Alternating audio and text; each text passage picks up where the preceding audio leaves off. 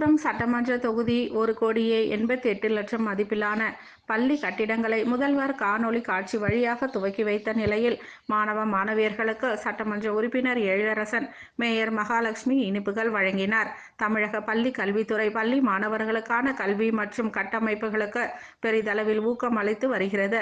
மாணவர்கள் கல்வி கற்க 14 வகையான இலவச உபகரணங்களும் வழங்கி கற்றல் கற்பித்தல் முறையில் சிறப்பாக கல்வி கற்க ஏற்பாடு செய்து வருகிறது.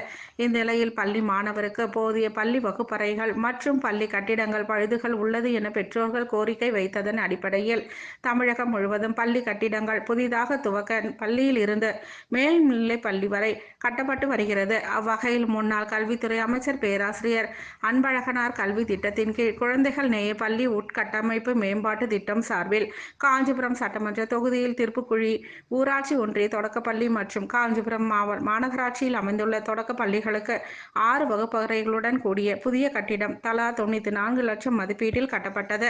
இந்த புதிய கட்டிடங்களை பள்ளி மாணவர் பயன்பாட்டுகளுக்கு தமிழக முதல்வர் மு.க.ஸ்டாலின் காணொலி காட்சி வழியாக தொடங்கி வைத்தார். இதனைத் தொடர்ந்து திருப்புக்குழி ஊராட்சி தொடக்கப்பள்ளியில் காஞ்சிபுரம் சட்டமன்ற உறுப்பினர் எழிலரசன் கலந்து கொண்டு மாணவர்களுக்கு இனிப்புகள் வழங்கி வாழ்த்துக்களை தெரிவித்தார். இதேபோல் காஞ்சிபுரம் மாநகராட்சியில் சுப்பராய முதலியார் ஊராட்சி தொடக்க பள்ளியில் நடைபெற்ற விழாவில் மேயர் மகாலட்சுமி யுவராஜ், மாமன்ற உறுப்பினர் சூர்யா, சோபன் பாபு, மாநகர துணை செயலாளர் முத்துச்செல்வம், வட்டார கல்வி அலுவலர் கண்ணன், வட்டார வளமை மேற்பார்வையாளர் குளோரி எப்சிவா தலைமையில் ஆசிரியர் ஜெயலட்சுமி ஆகியோர் கலந்து கொண்டு குத்துவிளக்கு ஏற்றி மாணவர்களுக்கு இனிப்புகள் வழங்கினார்.